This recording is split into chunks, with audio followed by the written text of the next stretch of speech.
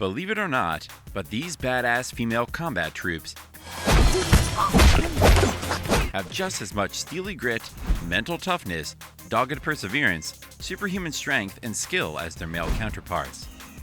Whether or not society accepts women soldiers as sturdy, but you gotta admit that seeing women in the all-female Special Forces training program who specialize in keeping the enemy behind the lines boosts our inner strength and confidence. Now, men aren't the only ones lighting up their enemies on the battlefield. Women are equally strong, sharp, and determined in their uniforms. That is why in today's video, we will talk about the top 12 elite military units that are staffed entirely by women. But before we proceed any further, do us a favor and smash the like and subscribe button. Now let's dive right into the video. Number 12. Norwegian Special Female Forces.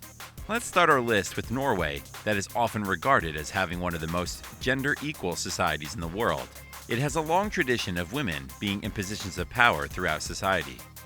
It should be no surprise that the Norwegian Armed Forces are also at the forefront of gender equality measures. The Norwegian Armed Forces, are also known as Jegertroppen, is exactly the type of successful empowerment of women that shatters gender roles. For those looking to enter this elite force, the process is famously grueling for any would-be candidate. There is first a 3-week-long selection process. This involves what is commonly referred to as Hell Week, which is a series of forced marches with little sleep or rest meant to push candidates to their physical and mental limits. Having passed this, new recruits then undergo a 10-month-long training course. The skills learned here are needed in the field and range from parachuting, sniper lessons, urban reconnaissance, to close combat fighting and winter survival skills. Huge physical stamina is required, as the ability to run 3 kilometers in less than 12 minutes, do 50 sit-ups in less than 2 minutes, and swim 400 meters with the first 25 meters underwater in less than 11 minutes is mandatory for all candidates. The women in this unit have not only pushed their bodies to the limit, but have also pushed Norwegian societal expectations of gender roles to the limit too. Undoubtedly, the unit has helped create strong female role models and break down gender stereotypes. Number 11. Israel Defense Forces. The Israel Defense Forces is among the few armies that conscript women under mandatory military draft law. According to it, women must take part in compulsory military service. They are conscripted for only 2 years versus 3 for men. What's interesting to know is that women have served in the IDF since its establishment in 1948. At first, women were allowed to serve only in the feminine roles of office workers, nurses, and teachers. As of 2021, women make up about 40% of the IDF's conscript soldiers and about 25% of the officers' corps.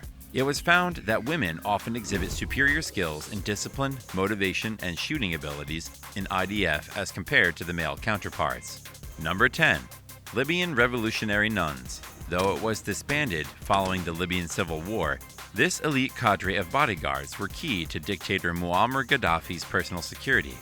It was revealed that his 40-member family bodyguard contingent, known as the Amazonian Guard, had a specific selection criteria, such as all women who qualify for duty supposedly must be virgins, and they were hand-picked by Gaddafi himself. They are trained in the use of firearms and martial arts at a special academy before entering service. In an attack in 1998, one woman was killed after leaping onto Gaddafi while he was being shot at by Libyan rebels. It was a dangerous job, and yet for most of the 4 decades that they stood by Gaddafi, they have seemed as much his statement on style and gender politics as his security detail.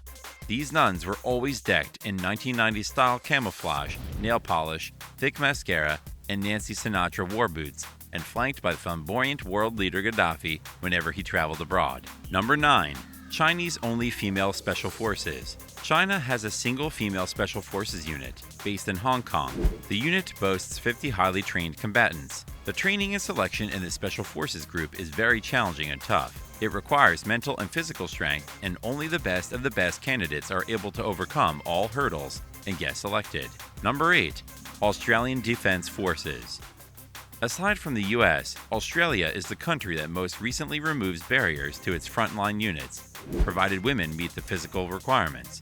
In 2011, Australia's Defence Minister announced that the last 7% of positions that had been closed to women, including special forces, infantry, and artillery, would be opened up to them. Driven in large part by a string of sex scandals, the move included a 5-year transition plan.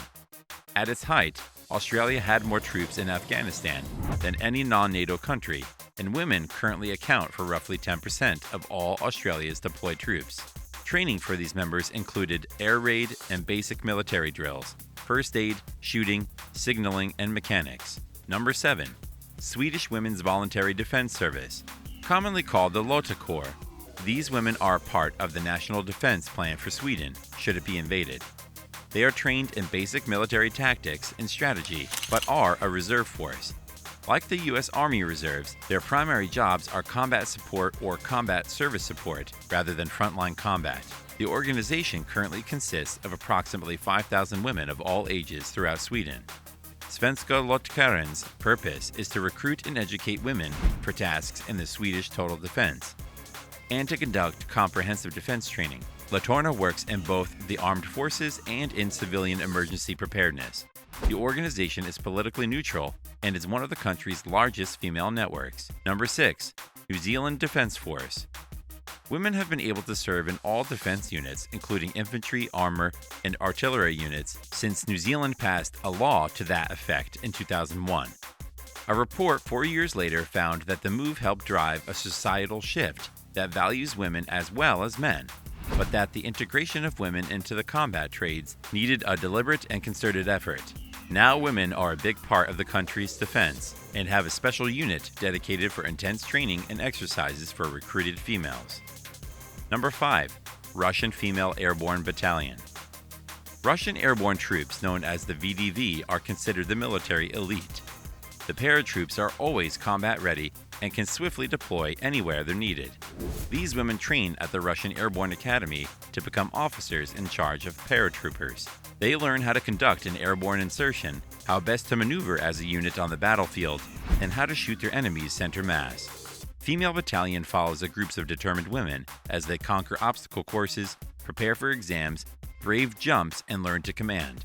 It's not just about cramming and the grueling physical training. The Blue Berets find time for fun, friendship, falling in love, and serious debates on the role of women in the Russian army. Number 4. Canadian Special Operations Forces. In 1989, Canada opened all combat roles except those involving submarine warfare to women. In 2000, women were given the green light to serve on subs as well. 3 years later, the first female was assigned to serve as captain of a Canadian warship, while another woman became the first female deputy commanding officer of a combat arms unit. Now, many women are a part of its specialized operation forces that do dangerous missions and intense training that is not seen anywhere else in the world. Number 3. Russia's Female SPETSNAZ. SPETSNAZ has allowed female members for some time, and women have been incorporated into Spetsnaz officer training in recent years. While most female Spetsnaz members are placed into co-ed units, some have been used in female detachments for foreign intelligence gathering and as beacons to lead in assaulting troops during a foreign raid or invasion. Number 2. German Special Forces. In 2001, the country opened German combat units to women, dramatically increasing the recruitment of female soldiers into the ranks.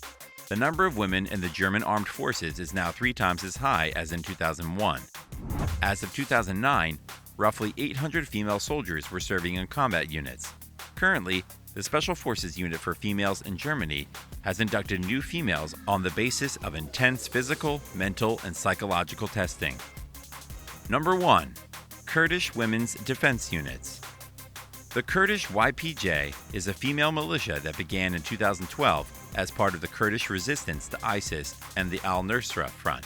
They fought in numerous battles and have psychological impact on the men they fight because ISIS fighters believe they can't go to heaven if killed by a woman. There is no official count. It is believed that 30% to 40% of combatants in Kurdistan are women.